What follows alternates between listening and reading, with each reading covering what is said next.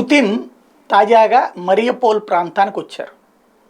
ఇది ఉక్రెయిన్లో రష్యా ఆక్రమించుకున్నటువంటి ప్రాంతాల్లో ఒకటైనటువంటి మరియపోల్కి రావటం, తనే కారు డ్రైవ్ చేసుకుంటూ తిరగటం, అక్కడ ఉన్నటువంటి పబ్లిక్తో మాట్లాడటం. అంటే గెలిచిన ప్రాంతంలోనే కదా దర్జాగా తిరగగలిగేది.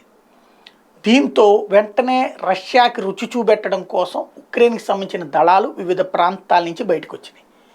వీళ్ళ లక్ష్యం అదే. వాస్తవంగా మరియపోల్లో పుతిన్ వచ్చే ముందేమీ బయటికి చెప్పలేదు, వెళ్ళిపోయిన తర్వాత ఒక వీడియో ప్లే చేశారు, ఒక గంటకో 2 గంటలకో. అది తెలియక పుతిన్ అక్కడే ఉన్నాడు అన్నటువంటి ఉద్దేశం, అప్పటికి రష్యా వాళ్ళు ప్రిపేర్డ్గా ఉన్నారన్నమాట. పుతిన్ అక్కడే ఉన్నాడు అన్న ఉద్దేశంతో వీళ్ళ బలగాలు బయటకు వచ్చినాయి.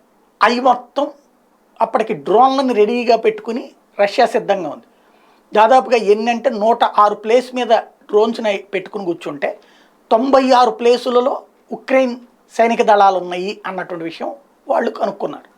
వెంటనే ఒక్కసారిగా బాంబర్డ్ చేసి భారీ స్థాయిలో దాడికి దిగారు. ఆర్మర్డ్ వెహికల్స్ 3 ఆర్మర్డ్ వెహికల్స్ కొట్టారు. అట్లాగే 4 పికప్ ట్రక్కులను ధ్వంసం చేశారు. MSTA B హోవిట్జర్లను ధ్వంసం చేశారు. ఓవరాల్గా చూసుకుంటే 92 ఉక్రెయినియన్ యూనిట్స్ మీదకి ఎడతెరిపి లేని దాడి చేయడానికి కారణమైనటువంటిది వాళ్ళ తెలివి తక్కువతనం.